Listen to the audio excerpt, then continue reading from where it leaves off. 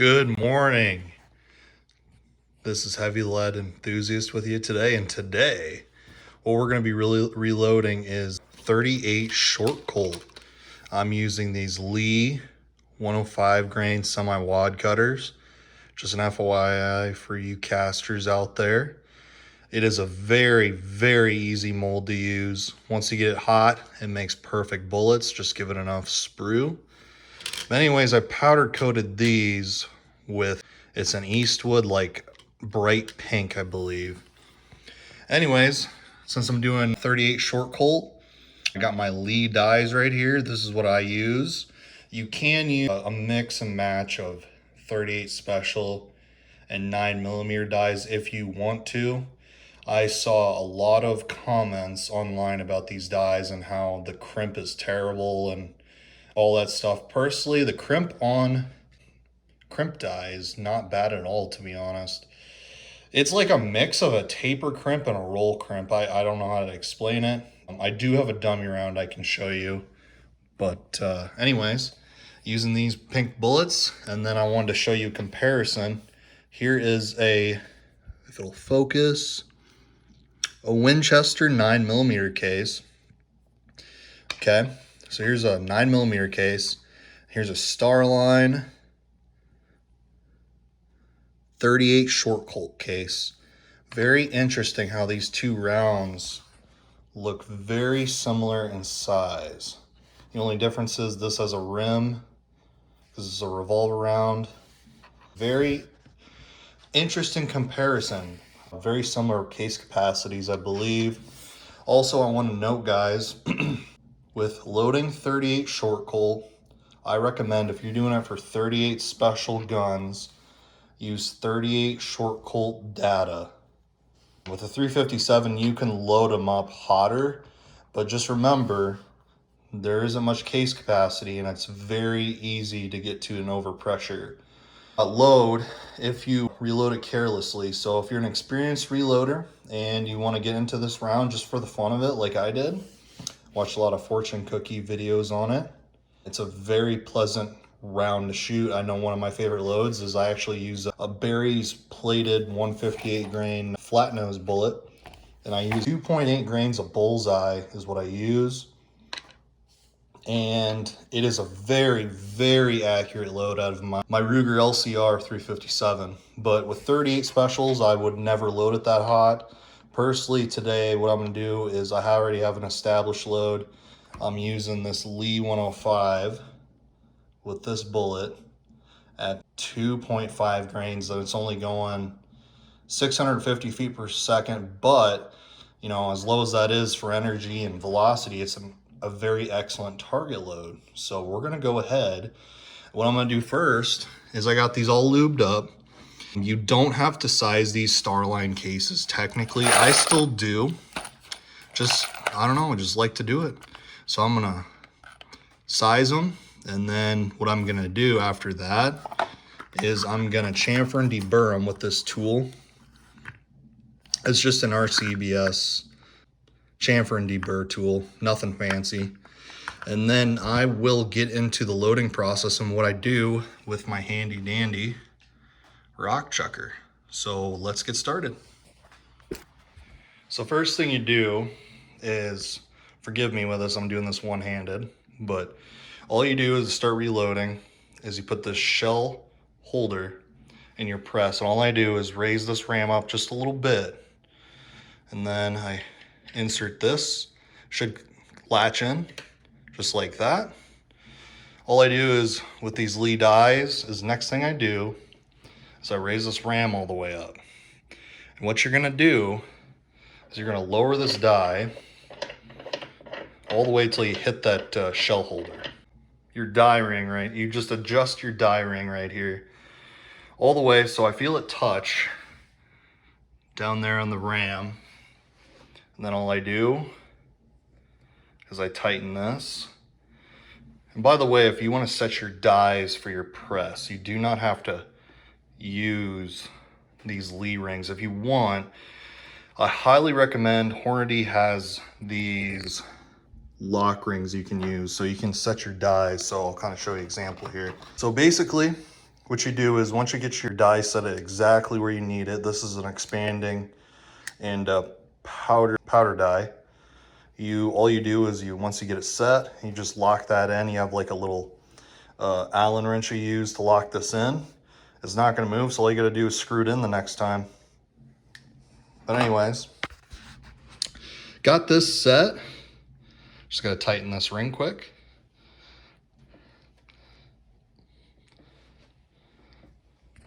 Can be a little tricky sometimes.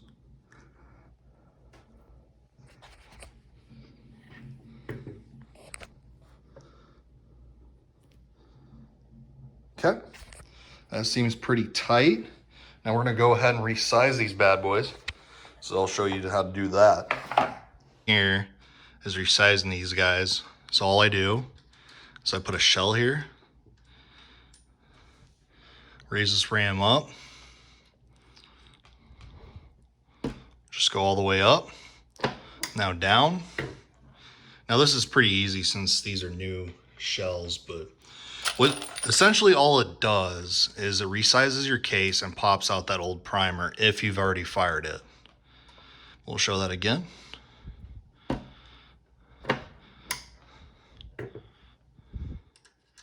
Very simple and easy process. This is one of the easiest reloading processes to do unless you're doing a very big rifle cartridge or something of that nature. I personally don't have that experience. I'm just going by what I've seen and what I have heard.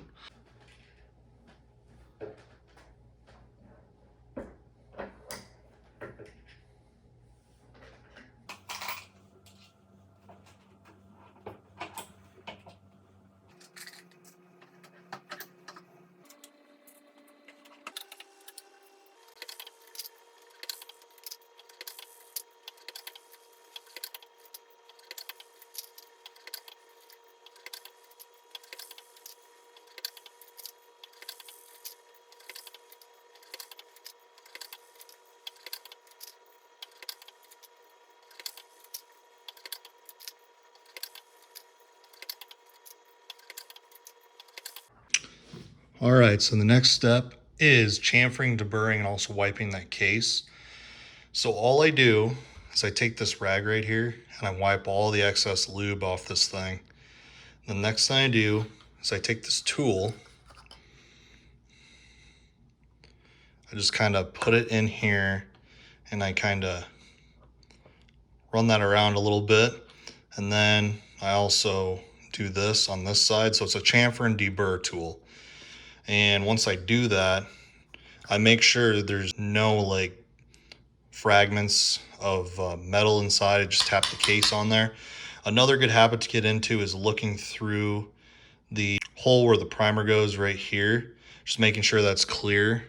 Because I've even heard of some instances where reloaders, if they like use a dry tumbling method, use like walnut media or corncob media, where they can get a piece stuck in that primer hole, and what that can cause an overpressure situation, and nobody wants that. So go ahead when you reload. I like to use like this white box right here just to make sure it's clear. You can also shine a light through there, whatever works best for you. So everyone's gonna have their own method to the madness on how they reload once they start, but those are some safe practices to do. That's what I've always done. And also, once I'm done with this case, I also turn it in my fingers and make sure there's no cracks or holes of any sort. So yeah, that's what I do. All right, so I'll show you kind of how I use this Lee Ram Prime unit that's on my Lee single stage press. It's kind of just a supplementary press to my rock chucker, just so I can kind of set some things up separately, and just because I can. I also have a RCBS trimming tool. I don't know what that's called off the top of my head, but anyways, all you do for this process, and here's how I primed all these other cases, is basically I raise this ram up and there's this stem that comes up that has a cup in it. And what all that really does is that just kind of holds the primer. So if I want to charge a case with a primer, I just lower this down below my shell holder. By the way, you have to put a shell holder in here in order to get the round to sit tight. I grab this case, basically all I do. Put it in here, raise it up slowly, and you can kind of feel when there's a give. Okay, I felt it. We'll take a peek at that. And that looks pretty darn good. And you can always run your thumb over it, make sure it's flush. We're good. So we got all these 50 cases done and we'll continue on. Okay, so all I'm doing here is I am flaring my case mouth here as well as charging it with powder. So how I do that is basically I use these Lee dippers, and this is a 0.3 cc one. I use like little plastic containers kind of to hold my powder because I'm using like bullseye, and I can just kind of pour just a little amount into there and just kind of scoop out of there. You can use like a glass jar or something, it doesn't really matter. I just don't leave it in there in case it eats the plastic. Kind of silly, but you never know. So all I do is I need to get 2.5 grains.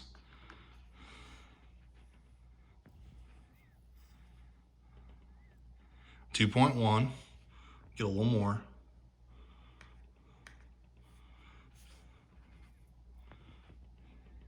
2.2.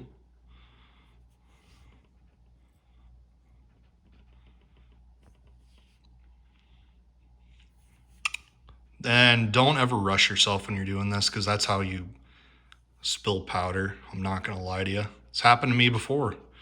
And that's just kind of the stuff you learn reloading.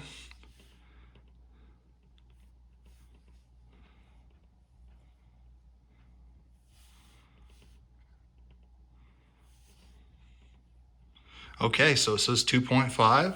So all I'm gonna do is take this and make sure your scale is, tested and calibrated and it's correct. You can also use a balance beam scale.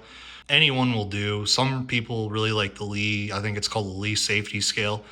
I use a Hornady balance beam scale and it seems really accurate in my calibrations. So anyways, all I do is I take this powder and I will dump it as soon as I put that shell up there. So what I'm gonna do is raise this ram all the way up. I almost dumped that powder with the shell nut up there. That would have not been good at all. So next thing I'm gonna do,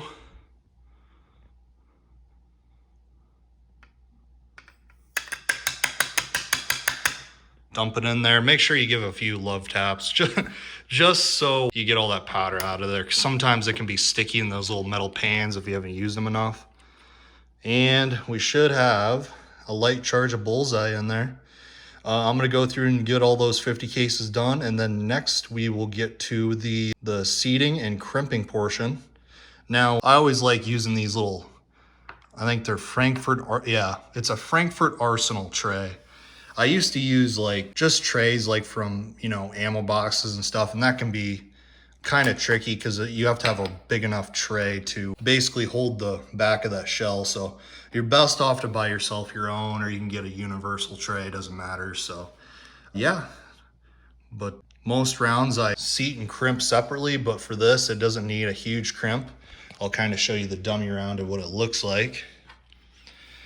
It's kind of, if you can see that right there, it's kind of like, at first when I started the crimp, it looked like a taper crimp, but I kept going and going until I started getting a light roll crimp, and I kind of came to a point where I felt a good amount of resistance, and it's not over crimped by any means, but it feels good enough to me, and it holds the bullet securely. So yep, we'll get to that next step and keep going.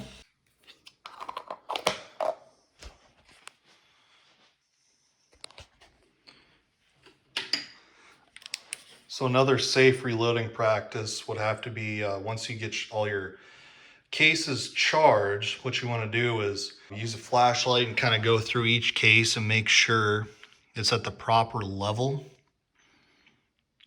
With short cases, it's easier, but if you're doing light charges of fast powder and 38 special or maybe even a 44 special, people claim it's easy to double charge. I have never had that instance because even with, like, for example, 3 grains of like bullseye, if I were to double charge it, put 6 grains of bullseye in a 38 special case, I will tell you, it is not hard to find. I've even done it like on purpose just to see what it looks like, and obviously dump the powder out.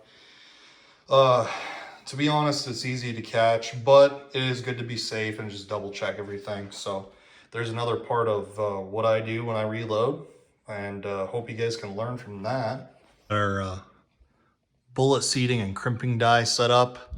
Usually, like I said earlier, I do this separately, but with these, the crimp doesn't have to be absolutely uniform with like light charges of bullseye, for example. If you like Elmer Keith at all, if you read his book, he does a lot of in-depth discussion on, I think it's called Six Guns by Keith, and basically he talks about how bullseye doesn't need this absolute uniform crimp. As long as it's got friction in the case and everything, it's not like just loosely sitting in there. And you can always test your dummies. Just basically push this down the table as hard as you can. As long as the bullet doesn't set back into the case after your crimp, you should be okay. I've never had these bullets pull forward either as well. But anyways, so I got a couple I'm going to show you how to do. So I'll go through that. But before I do, I just want to mention, I also, when I'm flaring and putting powder in it, you also want to test your bullets and like put it in one of the cases and make sure they fit when you're setting your dies up. So I'm going to go with one. All I'm going to do is put it in my shell holder. I got my die all tightened. I'm going to raise the ram.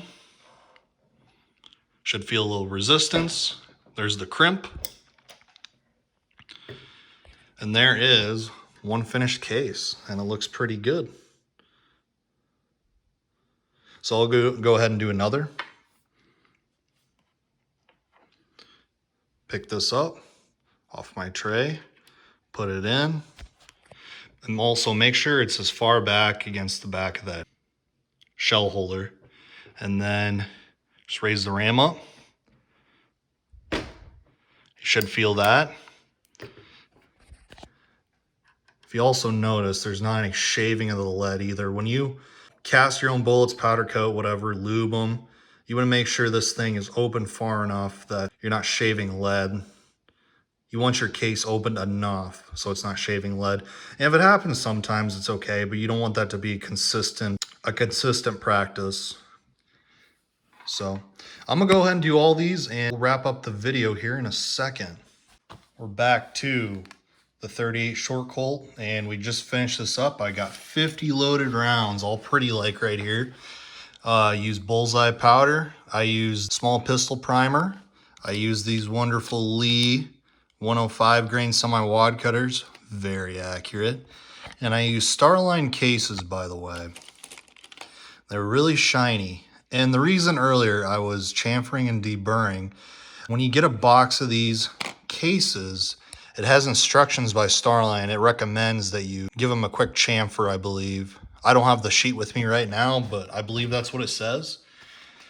So, with that in mind, I also want to just kind of talk about the round and what the purpose is for it.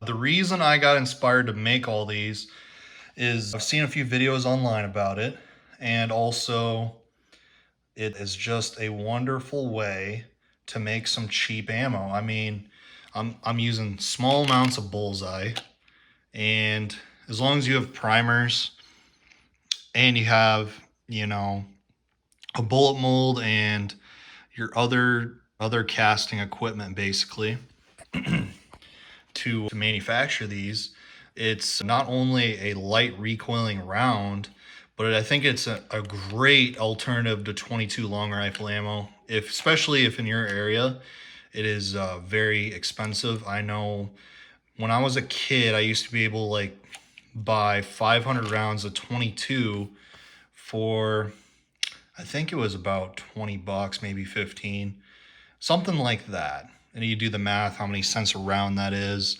And with 22 now, I mean, I go to like a Shields or Bass Pro or Fleet Farm.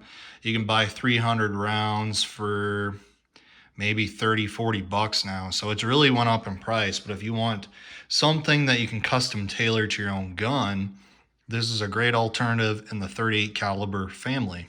Another great thing about this round is I think it'll be an excellent low recoil round for kids, adults that are recoil sensitive, and especially like your girlfriend or wife in my case. And it's just a wonderful tool to kind of help them train. The semi-wad cutters, they just cut a wonderfully crisp, clean hole in paper. The reason I'm loading all these 50 rounds up with that same charge is I already did my reloading process earlier. I went from, I worked my load up to 2.5. I even went up to 2.8, but those were getting really hot with my J frame. And that brings up another interesting point. You have those really light J frames, or even like Ruger LCR, or maybe a Charter Arms, something like that, a really light snub nose 38 special revolver. Okay. So something that light, you have to really get creative with something in your load data and what you have to work with in order to make something really light recoil. One of my second go-tos is also making, 38 special wad cutters. And I have a Lee bullet mold for that. And it's another great way to make something light recoiling. I also think this round, other than the wad cutters would work too, because they punch these big holes. And I was very impressed with what they can do. But another great thing for this would be an excellent small game round. I know a lot of people like to use 22 and other rounds for that, but I think this would also do great. I haven't done any ballistic testing. I usually shoot it in water jugs or wood or something of that nature, but this would be an excellent small game round. But yeah, guys, that's my video. I hope you enjoyed, and I'm sure this will make a really fun plinking round at the range, and just for an all utensive round. But anyways, guys, that's my video, and I hope you enjoyed it. Feel free to like, comment, and subscribe. And if you have any questions about 38 short cold or reloading, feel free to drop a comment on this video, and we will see you soon. God bless, and have fun at the range. Take care.